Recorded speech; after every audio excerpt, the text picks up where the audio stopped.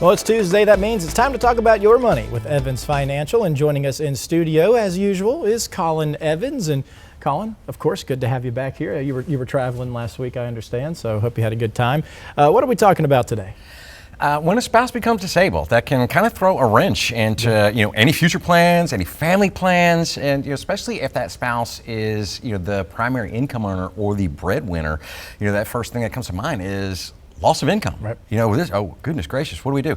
One of the simplest things we do highly recommend for that is look and double check with your employer to see if you have the opportunity or the option for disability insurance. It's typically pennies on the dollar when it comes to insuring your income. On an individual basis, disability insurance is typically really expensive. Yeah. But with an employer, because there's a group of people that are housed and put on the same plan, it typically becomes really affordable, and it's a great thing to have. Okay.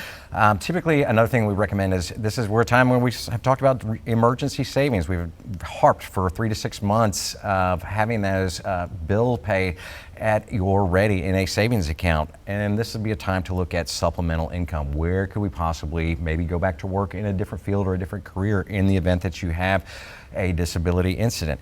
One of the other big things that come out of this can be increased medical costs that come in with a disability. So this is where you want to look and double check the health insurance. Was that with you or with the spouse potentially? Are there the options for any government programs such as Medicare or Medicaid to be hopping onto those to hopefully cut some of those medical bills down? And then are there any tax deductions? There are tax deductions that are centered around health and wellness that you could potentially have, especially when they go above certain thresholds. And the last thing is, this is going to change some retirement goals and potentially for long-term care. You're going to have to double check and look into retirement accounts for 2 reasons. One, what are you contributing? Because you might have to change those contributions. The other side of that is we might have to dip into this or start using some of these funds just because we are needing to pull the income from somewhere. What disability benefits that are out there? Go look at Social Security disability. This could be something that, for some government assistance and another angle. And lastly, talk with a financial professional. They can help you, put a little bit of fears at ease and maybe get you some strategies in place on where to take income from in the event that a disability does occur. Now, and stuff like this is the last thing anyone wants to think about, of course, but you guys are there to help with these tough conversations. Absolutely, and really with disability and disability insurance, one of the easiest things we see, because there's typically 2 types, short-term and long-term.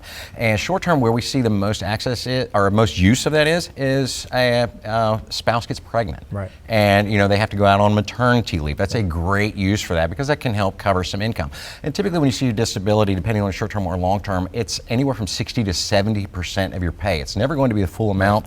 The insurance companies has a little encouragement for you to go back to work. So say, hey, if it was 100%, why would anybody go back? So I'm just going to stay home. So. I feel that. Quickly, if folks want to get a hold of you guys, what do they do? Absolutely. You can find us on the web at evansfinancial.com or kick us an email to info@evansfinancial.com.